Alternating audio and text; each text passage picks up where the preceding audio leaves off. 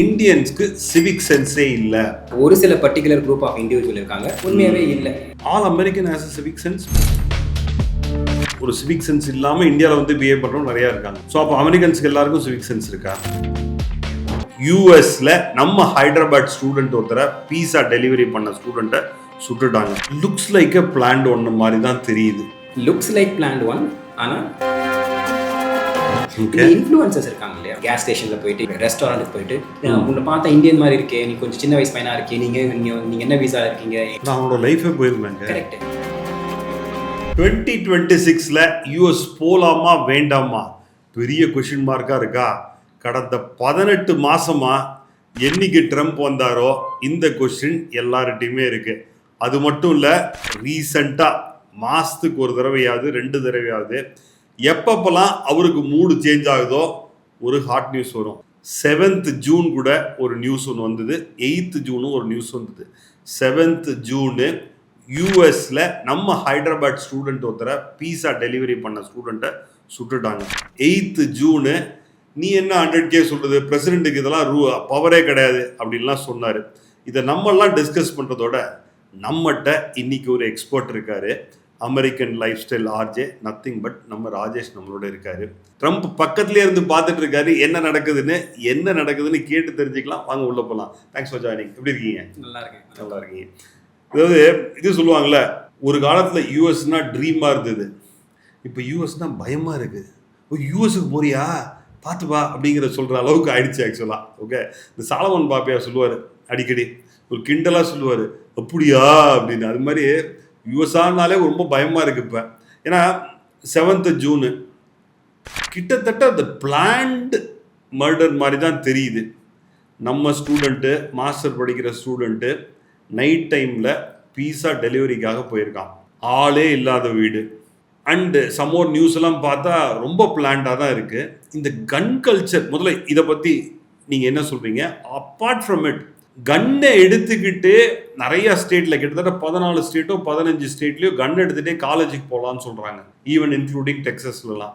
இதை பற்றி உங்களோட கருத்து என்ன? ஐ மீன், ஃபஸ்ட்டு வந்து நீங்கள் ஸ்டூடெண்ட்டாக இருக்கும்போது கன் எடுத்துகிட்டு போக முடியாது. ஓகே, ஸ்டூடெண்ட் படித்து முடிச்சுட்டா நீங்கள் அந்த கேம்பஸ்ல எடுத்துகிட்டு போகலாம். ஓ அப்படி. ஓகே, நிறைய 2-3 வருஷம் முன்னாடி கூட ஒரு பொண்ணு வந்து படித்து முடிச்சதுக்கப்புறம் ஒரு பெரிய ரைஃபிள் எடுத்துகிட்டு போயிட்டு அந்த கிராஜுவேஷன் அடுத்த நாள் எடுத்துகிட்டு போய் நான் இப்போ ஸ்டூடெண்ட் இல்லை அப்படின்னு சொல்லிட்டு ஒரு சோஷியல் மீடியாவில் போஸ்ட்லாம் போட்டு அது நல்லா வைரல் ஆச்சு அந்த நேரத்தில். அப்போ பாலிட்டிஷியன்லாம் கூப்பிட்டு வந்து சூப்பர்மா அப்படின்ற மாதிரிலாம் சொல்லி அமிச்சாங்க. ஸோ அந்த அளவுக்கு வந்து, அதாவது கன் எடுத்துட்டு சும்மா அப்படியே நீங்கள் வந்து அதுக்கு ஒரு ப்ரொசீஜர் இருக்குன்னு வச்சுக்கோங்க. நீங்கள் சும்மா இப்படி எடுத்துகிட்டு போக முடியாது. நார்மலாக எப்படி வந்து ஒரு சேஃபாக எப்படி எடுத்துகிட்டு போகணும் அந்த எடுத்துகிட்டு போகலாம். ஆனால் நீங்கள் ஸ்டூடெண்ட்டாக இருக்கும்போது எடுத்துகிட்டு போகக்கூடாது. முக்கால்வாசி காலேஜில் உங்களுக்கு வந்து எடுத்துகிட்டு போகக்கூடாது. ஸோ அப்படின்னா கேம்பஸ் வந்து சேஃப் என்விரான்மெண்ட் தான். கேம்பஸில் ஸ்டூடெண்ட்டுக்கு சேஃப் என்விரான்மெண்ட். ஆனால் வெளியிலேருந்து யாராவது ஒருத்தர் வந்து இல்லை எனக்கு திடீர்னு வந்து எங்கள் வீட்டில் சண்டை அப்படின்னு சொல்லிட்டு அவன் ஏதாவது பண்ணலான்னு வந்தானா அது வந்து ஒன்றும் பண்ண முடியாது. ஸோ அப்போனா to a greater extent campus உள்ள சேஃப் தான். கரெக்டுங்களா? So next we come back to the student. 7th June couple of days முன்னாடி நடந்த இது லுக்ஸ் லைக் a planned ஒன்று மாதிரி தான் தெரியுது. Looks like plant one.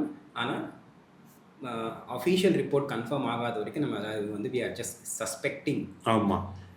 இது வந்து ஒரு பீட்சா ட்ராப் அப்படின்னு சொல்லுவாங்க. ஓகே, ஒருவேளை யாராவது வந்து பர்சனலாக அவங்கள வந்து டார்கெட் பண்ணியிருக்காங்களான்னு தெரியல. ஒரு வேக்கண்ட் அப்பார்ட்மெண்ட், அது வந்து 3 பீட்சா பாக்ஸ் வந்து டெலிவரி பண்ண சொல்லியிருக்காங்க, அன்டைம் வேற. ஆமாம். அண்ட் அதுக்கப்புறம் அவர்கிட்ட எதுவுமே ஸ்டீல் பண்ண மாதிரியும் தெரியல. பீட்சாவையும் ஸ்டீல் பண்ணல, அவர்கிட்ட இருக்க வேல்யூபிள்ஸும் எதுவுமே ஸ்டீல் பண்ணல. ஸோ இதெல்லாம் வச்சு பார்க்கும்போது நார்மலாக இருக்க நமக்கு என்ன தோணும், ஓகே ஏதோ ஒரு பர்சனல் ஆங்கிள் இருக்குமோ அப்படின்ற ஒரு சந்தேகம் தான் வருது. போலீஸ் ரிப்போர்ட் ஃபுல்லாக வந்ததுக்கப்புறம் தெரிய வரும். ஆனால் ஒருவேளை திடீர்னு வந்து அவங்க இது ஒரு ஹேட் கிரைம் அப்படின்னு சொன்னாங்கன்னா கூட எனக்கு வந்து சர்ப்ரைஸாக இருக்காது. எனக்கு உண்மையாக சர்ப்ரைஸ் தெரியல. ஹேட் கிரைம்னா அதாவது வந்து இவனுக்கும் பர்சனல் இல்லை டார்கெட் பண்ணி வந்து ஏதாவது இப்போது நிறைய ஸ்டூடெண்ட்ஸ் இங்கே வராங்க, இங்கே வேலையை எடுத்துக்கிறாங்க அப்படின்னு யாராவது ஒருத்தர் தேவையில்லாமல் வந்து ஒரு பர்சனலாக வந்து அந்த பீட்சா ஸ்டாப்புக்கு வந்து கால் பண்ணி இந்த மாதிரி நீங்கள் வாங்க அப்படின்னு சொல்லியிருந்தாங்கன்னா, அப்படி சொல்லியிருந்தாங்கன்னா அது வந்து ஹேட் கிரைமாக வந்துடும். நீங்கள் வந்து ஒரு குரூப்பை டார்கெட் பண்ணுறீங்க மாதிரி வந்துடும். ஆனால் நமக்கு தெரியல, we don't know that for sure. அப்படி திடீர்னு போலீஸ் வந்து இப்படி நான் எங்களோட இன்வெஸ்டிகேஷன் நான் கண்டுபிடிச்சோம் அப்படின்னு சொன்னாங்கன்னா I wouldn't be surprised. இப்போ இருக்கிற சிச்சுவேஷன். இப்போ ரீசெண்டாக ஒரு வீடியோ வைரல் ஆகிட்டு இருக்கு. டெக்ஸஸில் ஒருத்தர் வந்து இந்தியன் ஃப்ளாகை கிழிச்சார். ஓகே, இது வந்து ஐ மீன் எந்த அளவுக்கு யூஎஸில் ரியலாகவே நியூஸ் ஆகிருக்குன்னு தெரியல. பட் இந்தியாவில் வந்து பார்த்தீங்கன்னா சோஷியல் மீடியா எல்லாருமே அதை பற்றி பேசிகிட்டு இருக்காங்க.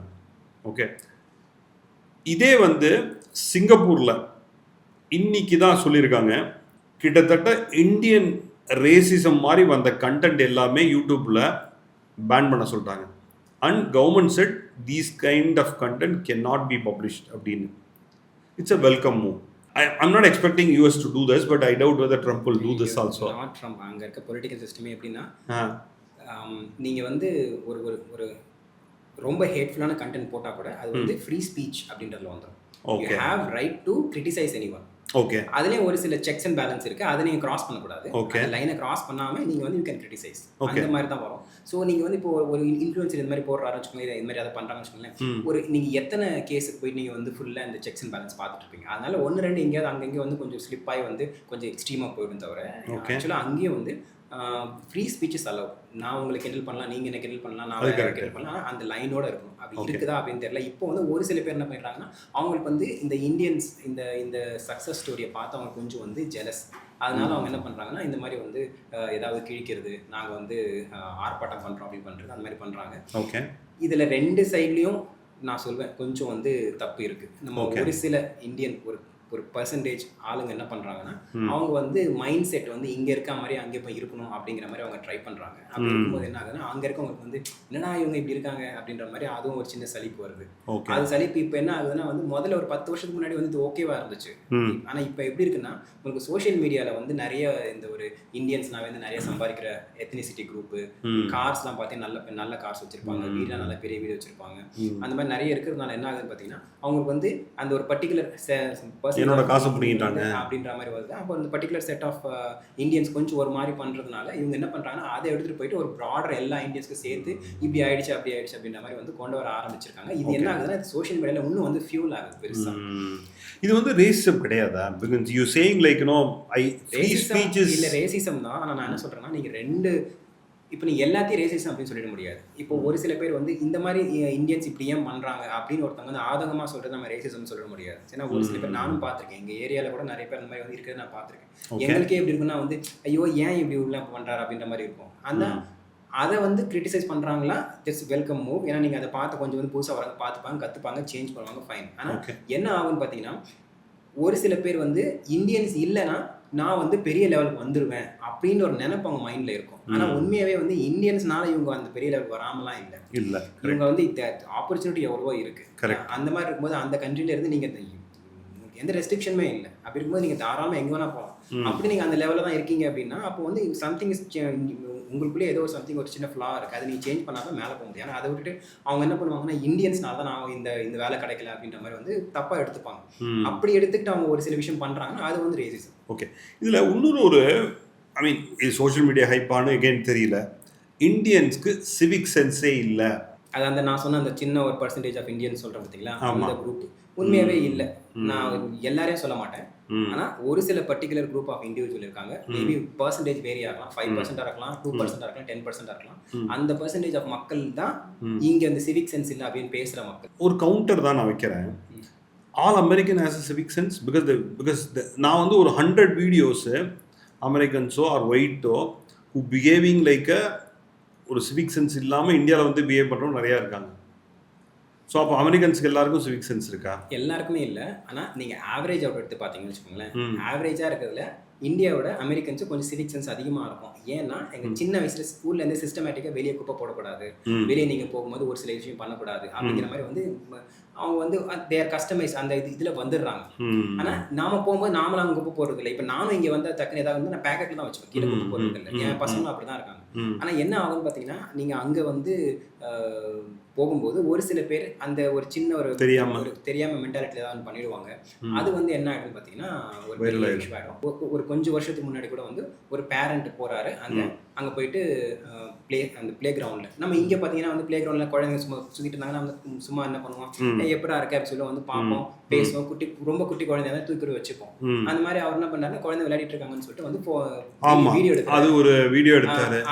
அவங்க இருக்க என்ன பண்ணிட்டாங்க, நீ ஏன் வீடியோ எடுக்க அப்படின்னு சொல்லிட்டு அதை வீடியோ எடுத்து அவரை வந்து கொஞ்சம் ஒரு மாதிரி வந்து அசிங்கப்படுத்துறாங்க. உண்மையாவே பார்த்தீங்கன்னா அவரோட இன்டென்ஷன் வந்து தப்பு பண்றதுக்காக இருக்காது. ஏன்னா அவர் பெரியவர், அவ்வளோ வயசானவர், குழந்தைங்க ரொம்ப சின்ன குழந்தைங்க. ஆனால் அங்கே என்ன பண்ணுவாங்கன்னா, இது வந்து அந்த ரூல் அவங்களுக்கு தெரியாதனால என்ன பண்ணாங்கன்னா தெரியாம போய் மாட்டிப்பாங்க. இப்போ அந்த பேரண்ட் நான் குறை சொல்ல மாட்டேன். ஆனா அந்த பேரண்ட்டை கூட்டிட்டு வந்து அந்த சன்னோ டாட்டரோ இருப்பாங்க இல்லையா, அவங்க வந்து நீங்க போறாங்க அப்படின்னா அவங்க எஜுகேட் பண்ணி அனுப்பணும். இப்போ இது வந்து இல்லையா, ஒரு பானை சோத்துக்கு ஒரு சோது பதங்கிறது எல்லா இடத்துலையும் உதவாது. சாப்பாட்டுக்கு ஓகே, பட் ஆனால் சுந்தர் பிச்சை இருக்காரு, சத்யநாடெல்லாம் இருக்காரு, இந்திரா நுகி இருக்காங்க.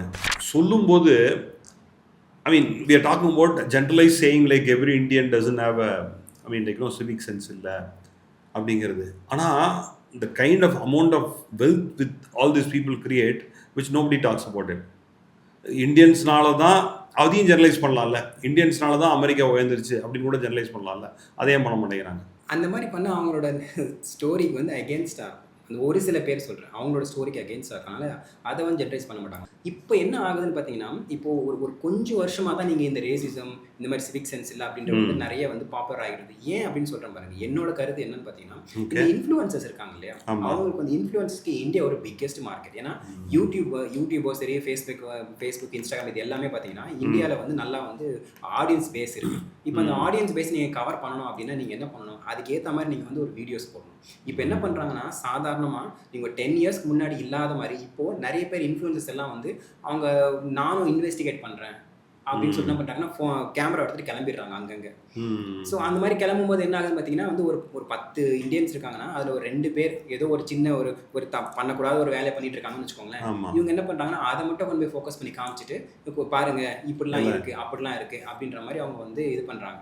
ஒரு வீடியோ போட்டு அதை அவங்க பாப்புலர் ஆக்க தான் பார்க்குறாங்க. இனிஷியலாக இது வரும்போது எல்லாருமே சப்போர்ட் பண்ணாங்க. இப்போ நிறைய இன்ஃப்ளூயன்சர்ஸ் இருக்காங்க, நான் பேர் சொல்ல விரும்பல.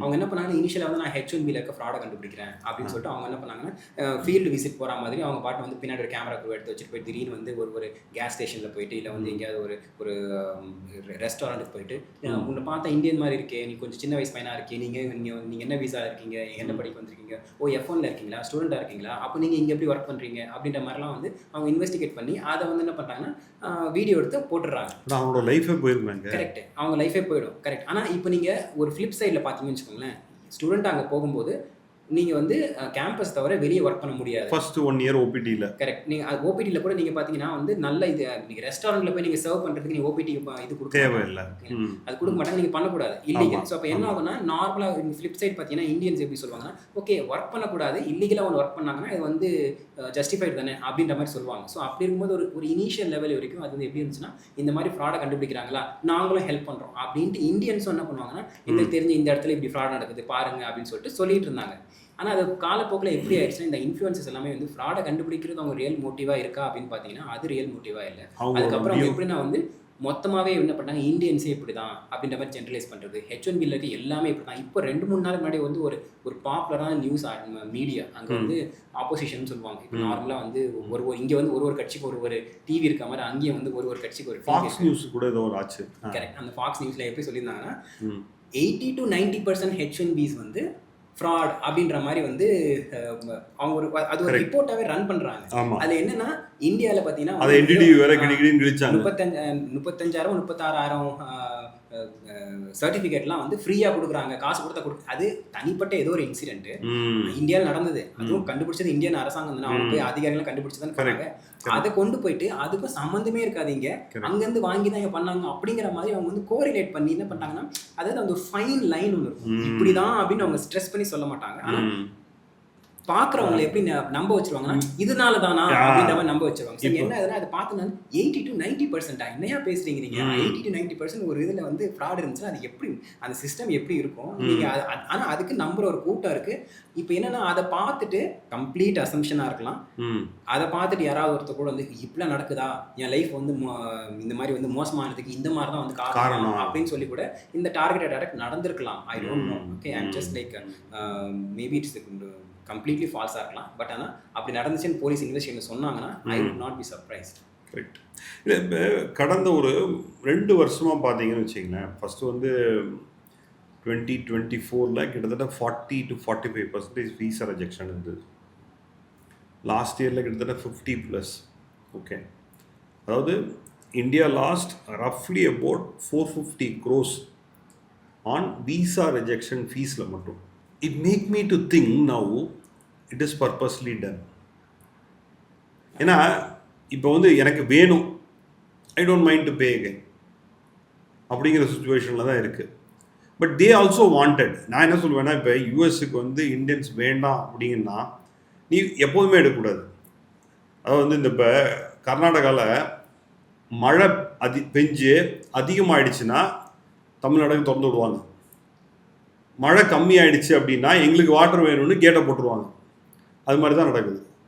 எனக்கு ஆள் வேணுமா, நான் ஃப்ளஷ் கேட்டை ஓப்பன் பண்ணி விட்டுருவேன், இஷ்டத்துக்கு வீசா கொடுப்பேன். அது 2022 1.5 லட்சம் பேர் எடுத்தாங்க. எனக்கு ஆள் தேவையில்லை, எங்கள் ஊரில் வேலை இல்லை அப்படின்னா நான் போட்டு வீசா ரிஜெக்ஷனில் மாட்டிப்பேன். இது இப்படி தானே தோணுது. What you say in this actually? அது ஒரு பொலிட்டிக்கல் கிளைமேட் மாறும்போது அவங்க என்ன பண்ணுவாங்கன்னா, அவங்க பேஸ்க்கு வந்து அப்பீல் பண்ணுற மாதிரி நிறைய ரூல்ஸ் கொண்டு வருவாங்க. இது முதலேருந்து நடக்கிறது தான். இது எல்லா ஊர்லேயும் நடக்கிறது. நம்ம ஊர்லேயே வந்து ஒரு பார்ட்டிக்காரங்க அவங்க இல்லை அந்த மாதிரி அங்கேயும் வந்து ஒரு பார்ட்டி பார்த்தீங்கன்னா அவங்க வந்து கொஞ்சம் சப்போர்ட் பண்ணுவாங்க. இந்த மாதிரி வந்து இமிகிரன்ஸுக்கு, லீகல் இமிகிரன்ஸுக்கு நாங்கள் சப்போர்ட் பண்ணுற மாதிரி சப்போர்ட் பண்ணுவாங்க. அடுத்த பார்ட்டிக்காரங்க பார்த்தீங்கன்னா அவங்க வந்து இல்லை, இந்த இல்லீகல் இமிகிரண்ட்லாம் நாங்கள் ரொம்ப ரெஸ்ட்ரிக்ட் பண்ணுவோம் அப்படிங்கிற மாதிரி சொல்லுவாங்க. ஆனால் அவங்க கொண்டு வர பாலிசிஸ் பார்த்தீங்கன்னா, ஏன்னா இல்லீகல் இமிகிரண்ட்றது எந்த ஒரு ரூல்ஸையும் ஃபாலோ பண்ணாதவன். ரூல்ஸை ஃபாலோ பண்ணாதவன் நீங்கள் என்ன ரூல்ஸ் போட்டாலும் அதை ஸ்கிப் பண்ணிட்டு போயிட்டே இருந்துருவான். அவனுக்கு அண்ணனுக்கு ஒரு ஊத்தாப்பன்னு போயிட்டே இருந்துருவான். அவனுக்கு வந்து எந்த ஒரு ரூலுமே அவனுக்கு ஸ்டாப் பண்ணாது. இங்கே யார் பாதிக்கப்படுவான்னு பார்த்தீங்கன்னா உண்மையாகவே வந்து லீகலாக ஒழுங்காக இருக்கவங்க தான் பாதிக்கப்படுவாங்க. இல்லை, இல்லீகல் இமிகிரண்ட்டை பற்றி பேச வேண்டாம். இவர் ட்ரம்ப் என்ன சொன்னார் வரதுக்கு முன்னாடி, நீங்கள் வந்து காலேஜ் படித்தேன்னா உனக்கு டைரெக்டாக க்ரீன் கார்டு கொடுக்குறேன் அப்படின்னாரு. ஆட்சி வந்ததுக்கப்புறம் நடக்காது. அதை நான் அப்போவே வீடியோ போட்டேன். அன்னைக்கே ஒரு 2 நாள் கழிச்சு கூட நான் அப்போவே வீடியோ போட்டேன். இந்த மாதிரி நடக்கிறதுக்கு வாய்ப்பே இல்லை. ஏன்னா அவர் நினைச்சா கூட அவரோட பொலிட்டிக்கல் சர்க்கிள் வந்து இதை அலோவ் பண்ணாது. இப்படி இந்த செக்டாரில் நிறைய இந்தியன்ஸ் இருக்காங்கன்ற மாதிரி வந்து ஒரு நெரேட்டிவ் போகுது. அதே நேரத்தில் இப்போ நீங்கள் வந்து ட்ரம்ப் வந்து இந்த மாதிரி வரவங்களுக்குலாம் நான் க்ரீன் கார்டு கொடுக்குறேன் அப்படின்னு சொல்லிட்டு இருந்துச்சவங்க, அது என்ன ஆகிடும்னா வந்து ஒரு கிளாஷ் மாதிரி ஆகிடும். அவங்க பார்ட்டிக்குள்ளேயே வந்து பிரிவினை வந்துடும். அதனால் அவரால் பண்ண முடியாது. பார்ட் டைமே கிடைக்க மாட்டேங்குது. ஆக்சுவலாக பார்ட் டைம் பண்ணக்கூடாது, லீகலாக பண்ணக்கூடாது. ஒருத்தர் போய் மாஸ்டர் போய் அங்கே லைஃப் செட்டில் ஆகணும் அப்படின்னு நினச்சானா வில் யூ ரெக்கமெண்ட் யூஎஸ்? அதுக்கு நான் 2 பதில் சொல்லுவேன். சொல்லுங்கள்.